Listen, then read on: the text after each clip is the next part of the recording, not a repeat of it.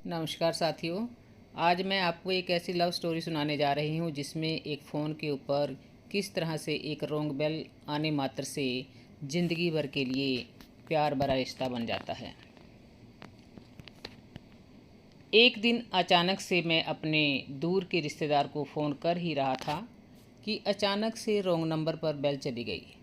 दूसरी तरफ से जो आवाज़ आई वह एक लड़की की थी। आमतौर पर यदि रॉन्ग नंबर आ जाता है तो फ़ोन एकदम से काट दिया जाता है, परंतु यहाँ ऐसा कुछ भी नहीं हुआ। हम दोनों के बीच कुछ ही देर नेटवर्क की गड़बड़ी को लेकर कुछ बातें हुई, लेकिन कुछ ही क्षणों में उन बातों ने मेरे दिलो दिमाग में हलचल मचा दी। उस लड़की की आवाज़ मेरे दिल दिमाग में मंदिर की घंटी की तरह बज रही थी। वह बात करते करते बीच बीच में बहुत हंसती थी और ऐसा लगता था जैसे पत्थर की बड़ी बड़ी चट्टानों पर उछल कूद मचाते हुए कोई हिरनी कौतूहल कर रही हो। मेरी वह सारी रात बेचैनी के आलम में गुजरी। उसका फ़ोन नंबर मेरे मोबाइल फ़ोन में आ ही गया था। अगले दिन सुबह सुबह मैंने उसको फ़ोन में ला दिया। क्या बात है? वह खिलखिलाकर हंसी। आज फिर रॉन्ग नंबर लग गया क्या? और वह फिर से हंसी। नहीं नहीं, मैंने अपने दिल की तेज़ होती धड़कन को काबू में करते हुए कहा। आज तो मैंने जानबूझकर मिलाया है फ़ोन। वाह क्या बात है, वह ज़ोर ज़ोर से हंसते हुए बोली। आज की प्रातः का आरंभ कुछ खास ही लग रहा है। शायद उसकी हंसी में कोई जादू जैसा था, नशा भी था उसकी हंसी में। मैंने शर्माते हुए पूछा, आपका क्या नाम है? मैं उसका नाम पूछते हुए डर रहा था कि कहीं ऐसा सुनते ही वह फ़ोन ना काट दे और या फिर मुझसे नाराज़ न हो जाए, लेकिन ऐसा कुछ भी नहीं हुआ। मेरा प्रश्न सुनकर वह फिर से ज़ोर ज़ोर से हंसने लगी और बड़े मस्त अंदाज में बिना किसी लाग लपेट के उसने अपना नाम बता दिया, सलोनी। सलोनी नाम सुनकर मैं बहुत खुश हुआ। मैंने कहा, बड़ा सुंदर नाम है। सलोनी सुनते ही मेरे दिल और दिमाग में उसकी छवि देखे बिना ही दिल के किसी कोने में प्यार की पंखुड़ियाँ खिलने लगी थी। सचमुच सचमुच प्यार इस दुनिया का खूबसूरत एहसास है, बेचैन दिलों का वह गिटार जो केवल दिल में बजता है और जिसकी तरंगें पूरे बदन को खिला देती हैं। उस दिन सलोनी ने मेरे साथ 1 घंटे तक बात की। कभी किताबों के बारे में, कभी इंडियन म्यूजिक के बारे में, कभी वैसे ही देश के नेताओं के बारे में। लग रहा था जैसे हर सब्जेक्ट पर उसकी गहरी पकड़ हो। इसके बाद हमारे बीच फ़ोन पर बातचीत का सिलसिला हर रोज़ चलने लगा। मैं हर रोज़ उसे फ़ोन मिलाता था और देर तक बातें करता। हम दोनों के बीच जो बातें होती थी उनका कोई मतलब नहीं होता था। मुझे उसके साथ बिना मतलब की बातें करना बड़ा अच्छा लगता था। मेरा बस चलता तो मैं बिना थके उसे 24 घंटे लगातार बातें करता रहता। मतलब कि मुझे उससे बहुत ज़्यादा प्यार हो चुका था। कुछ ही दिनों में हम दोनों एक अच्छे दोस्त बन गए। कभी कभी सलोनी भी मुझे फ़ोन करने लगी थी। फ़ोन पर इतनी अधिक बातें करने के बाद हमारी नज़दीकियाँ बढ़ती ही जा रही थी। मेरे दिल में यह जानने की उत्सुकता बढ़ती जा रही थी कि सलोनी देखने में कैसी होगी। नाम तो बहुत सुंदर था, सलोनी का मतलब सुंदर होता है। और जब मेरे दिल में इतनी जिज्ञासा बढ़ गई तो एक दिन मैंने उससे पूछ ही लिया, तुम दिखने में कैसी लगती हो? मेरा मतलब तुम कितनी सुंदर हो। सलोनी की खनक हंसी मेरे तन मन को रोमांचित कर गई। वह शायराना अंदाज में बोली, तुमने कभी चट्टानों पर बिखरती हुई चंद्रमा की चांदनी को देखा है? मेरी आंखों के सामने पत्थर की चट्टानों पर फैली चांदनी का दृश्य घूम गया और मैंने बिना सोचे समझे हाँ कह दिया। समझ लो, मैं बिल्कुल वैसी ही हूँ, बर्फ़ के पहाड़ों पर बिखरी चांदनी से सुंदर, स्वच्छ और दिलकश। अब यह बताओ कि तुम कैसे दिखते हो?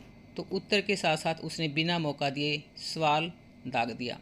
मैंने भी जवाब दिया कि मैं उस चंद्रमा की तरह दिखता हूँ जो केवल चांदनी बिखेरता है, जिसके बिना चांदनी का कोई अस्तित्व हो ही नहीं सकता। मेरा जवाब सुनकर सलोनी पहले से भी ज़्यादा ज़ोर ज़ोर से हंसने लगी।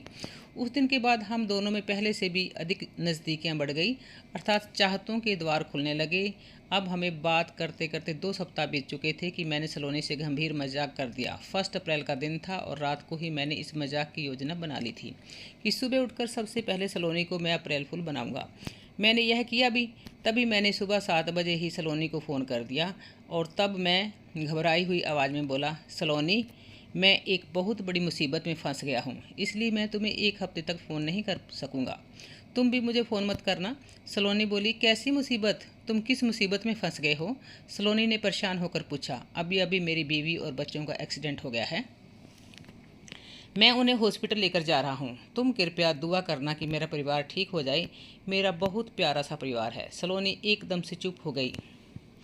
लगा जैसे सलोनी की आवाज़ गले में फंस गई हो। फ़ोन को काट कर मैं बहुत खुश हुआ कि मैंने सलोनी का अप्रैल फूल बना दिया है। मैंने पहले ही सोच रखा था कि उसे कम से कम 2 घंटे नहीं बताऊंगा। उसके बाद फ़ोन करके खुद ही बता दूंगा कि मैंने तुझे अप्रैल फूल बनाया था। 2 घंटे बाद मैंने सलोनी को फ़ोन किया तो जैसे ही मैंने फ़ोन किया, बेल जाते ही उसने मेरा फ़ोन काट दिया। मैंने फिर से उसे फ़ोन मिलाया, उसने फिर मेरा फ़ोन काट दिया। मेरे लिए एक नई मुसीबत और खड़ी हो गई। तीसरी बार मैंने फिर से नंबर डायल किया तो दूसरी ओर घंटी बजती रही, लेकिन फ़ोन किसी ने नहीं उठाया और फ़ोन बंद हो गया।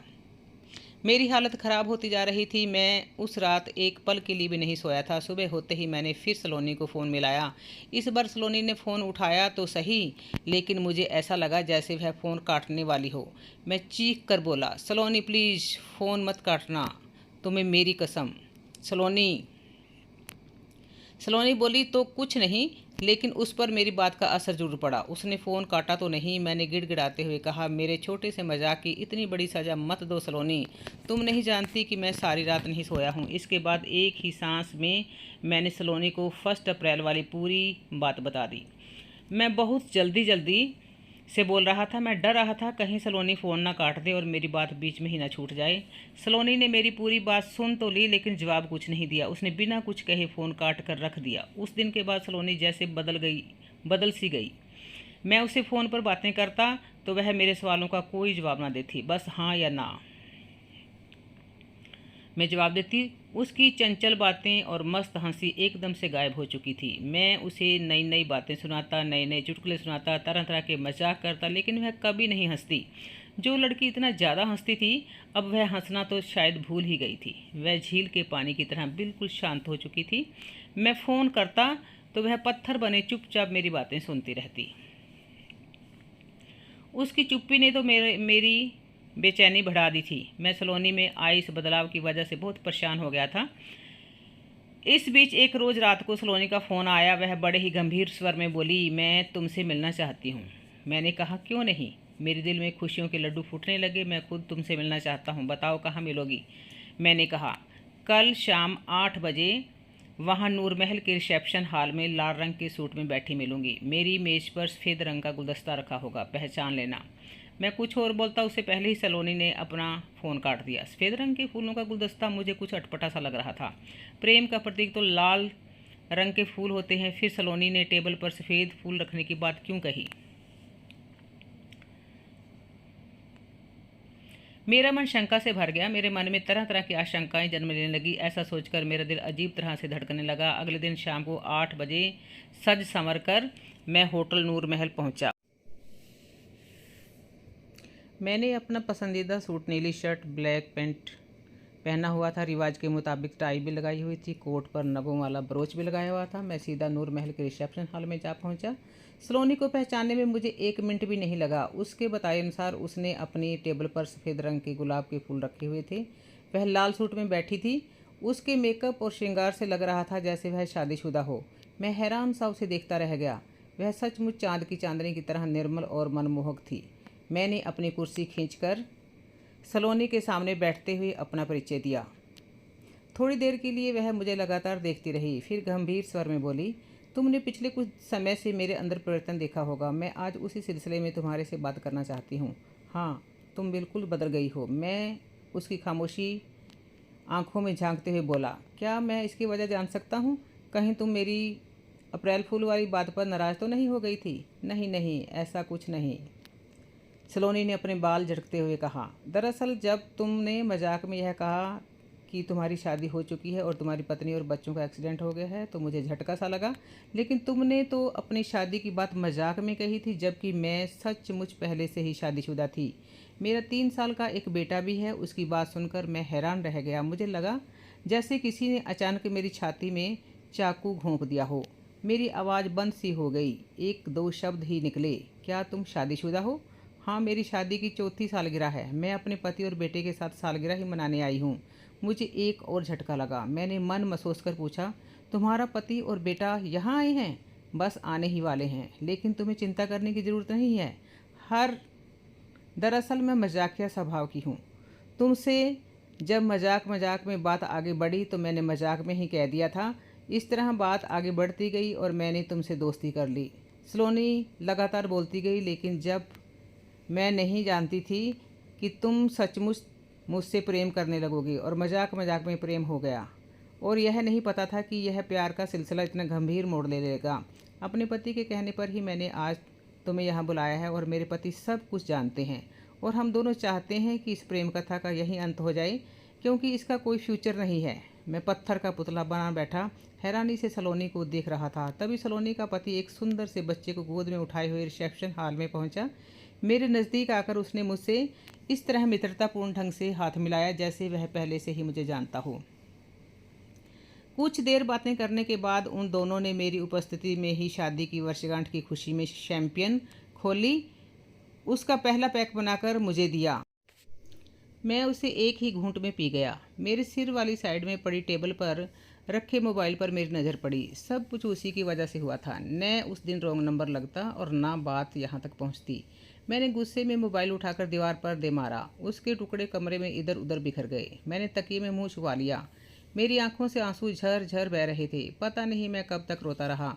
तभी मैंने महसूस किया जैसे बेडरूम में कोई आया हो। मैंने पलट कर देखा तो चौंक गया। सामने सलोनी अपने पति के साथ खड़ी थी। यह क्या हल बना लिया तुमने? सलोनी का पति आगे बढ़कर मुझे उठाते हुए बोला। इतने से मजाक का इतना बुरा मान गए? मजाक? कौन सा मजाक? मैं चौंका। बेवकूफ़ हो तुम। इतनी लंबी लंबी बातों के बावजूद सलोनी को नहीं समझ पाए। तुम शैतान है वह बहुत। तुमने इसे अप्रैल फूल बनाया था ना, इसलिए इसने भी तुमसे बदला लेने के लिए यह नाटक खेला था। नाटक? मैंने लड़खड़ाती जुबान से पूछा। क्या यह सब नाटक था? इसका मतलब तुम इसके पति नहीं हो? मैं सलोनी का पति कैसे हो सकता हूँ? अभी तो उसकी शादी ही नहीं हुई है।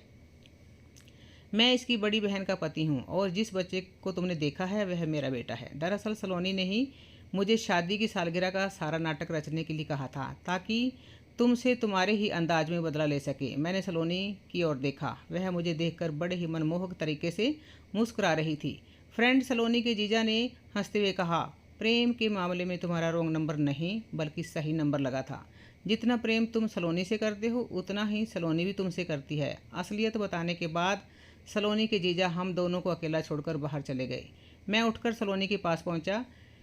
शर्म से उसका चेहरा गुलाबी हो गया था। उसके चेहरे पर वैसा शर्मिलापन था जैसा अपने प्रेमी के साथ पाकर किसी कुंवारी लड़की के चेहरे पर आ जाता है। क्या तुम सचमुच मुझसे प्रेम करती हो? मैंने सलोनी के चेहरे पर नज़रें गड़ाते हुए पूछा तो सलोनी ने नज़र झुकाकर हाँ भर दी। मुझसे शादी करोगी? मैंने गंभीरता से पूछा तो वह धीरे से बोली, हाँ मैं तैयार हूँ। मैंने सलोनी को अपनी बाहों में भर लिया। वह भी मुझसे लिपट गई। हम दोनों के दिल के साज पर मोहब्बत का सायरन बजने लगा। हम बहुत देर तक एक दूसरे से अलग नहीं हुए और एक दूसरे की बाहों में लिपटे रहे। उस वक्त ऐसा लग रहा था जैसे हम अनंत आकाश में उड़ रहे दो पंछी हों। सचमुच इस दुनिया में प्यार से बढ़कर कोई खूबसूरत चीज़ नहीं है, कुछ भी नहीं। तो देखा दोस्तों, कभी कभी रॉन्ग नंबर से प्यार के रिश्ते सही जुड़ जाते हैं। तो फ्रेंड्स, यदि मेरे द्वारा प्रस्तुत यह कहानी आपको पसंद आती है तो कृपया मेरे चैनल को सब्सक्राइब करें, लाइक करें और शेयर करना ना भूलें। धन्यवाद।